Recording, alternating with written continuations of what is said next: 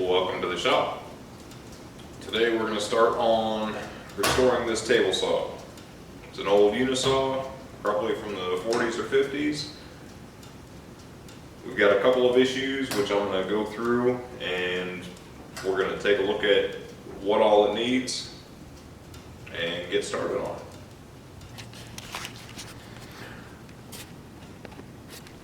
Alright, so switching to hand holding.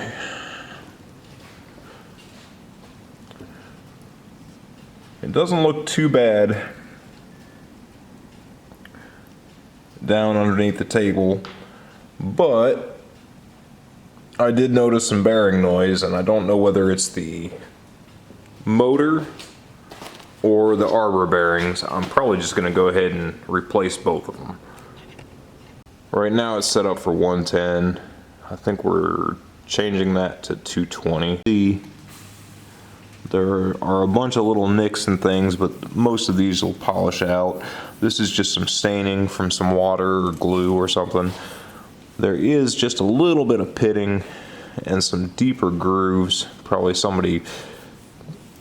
the most common reason that I see this would be somebody has a screw or a piece of a piece of something embedded in the wood that they're running through. And that's typically why you'll see right here a lot of scratches running in this direction. You'll see scratches all over the rest of the table, but those can go any direction most of the time, and that's just because people set stuff on it. Kind of like this right here. You see this scratch right here is not in line with where you'd be running your lumber through your table saw. Now some bigger divots over here. We'll see how these clean up.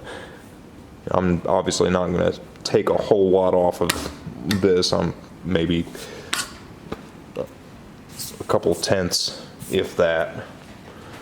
But we'll get it nice and polished up and flat and go from there.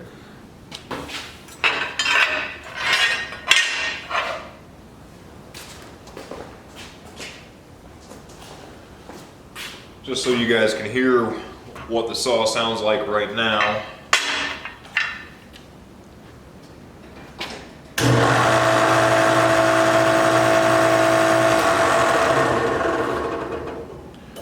I would say that that's probably the arbor bearing. I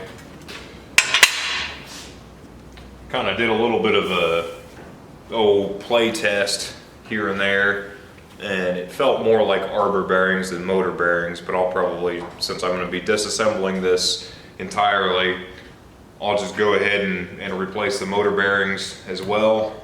I think I was told that the bearings were done 20 or 30 years ago in the motor, or the motor was rebuilt 20 or 30 years ago. I know that it is the original motor for this saw. It's probably about due for another rebuild.